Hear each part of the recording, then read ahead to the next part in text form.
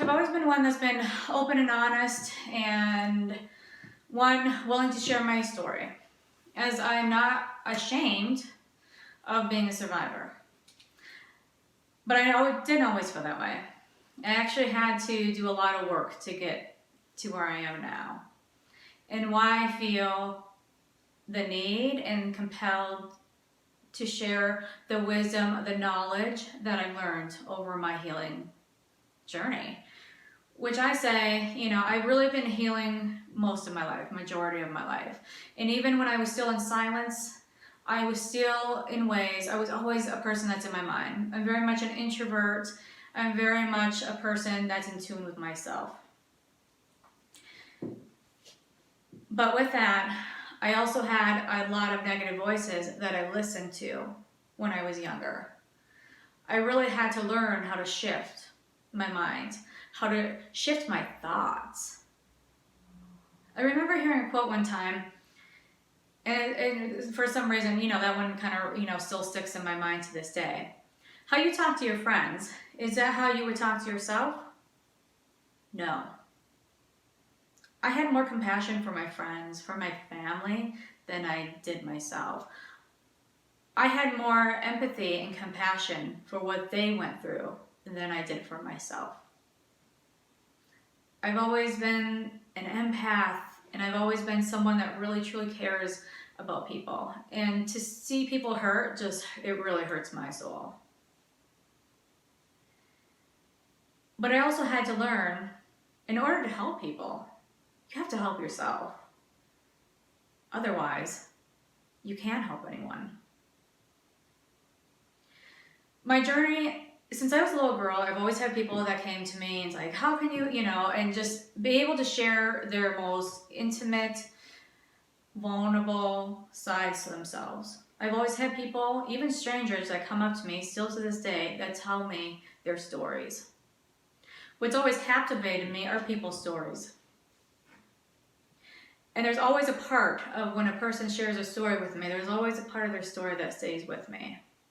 Because I really feel for people, and I really feel for what they've been through. But I also had to learn to have that same compassion for myself.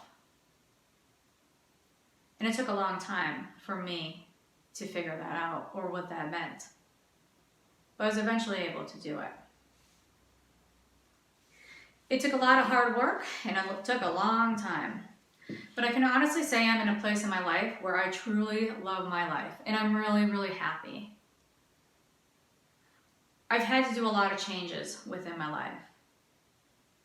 But I knew I had to do those in order for myself to grow, in order for my soul to grow, and to really become the person I knew deep down I was meant to be. I didn't want to be stuck in my shit, excuse my language, but I didn't want to be stuck in my shit.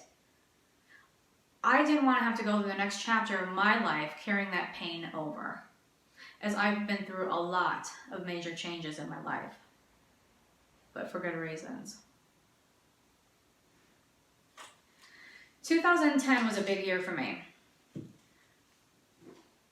Medically, I don't know what happened, but out of nowhere, I had something erupt within myself, in my abdomen area, where intuitively I know I've always carried my pain from my past.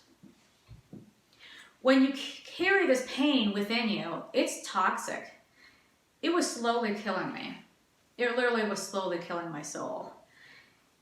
But I kept that stuff hidden and buried because I didn't want to face it. I didn't want to think about it. I didn't really want to admit that, hey, the person that I loved the most in my life betrayed me the most. How do you get over something like that? How are you able to move on in life, right? When the people in your life, maybe the closest people to you in your life, are the ones that hurt you and betrayed you the most. I didn't know if it was even possible. I actually went out on my healing journey 2010. Like I said, that's a big year for me. I'll come back to why. But I know with all that pain and with all that crap that I held in, that toxic crap of keep bearing it, of keep bearing it, of keep bearing it, it comes out in other ways. That could be addiction. That could be medical.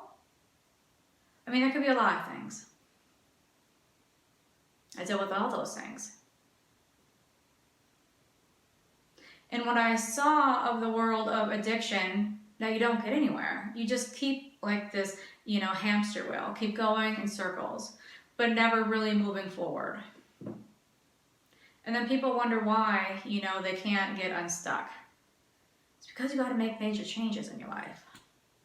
As hard as that is, as hard as that may sound, it's the truth. It's the reality.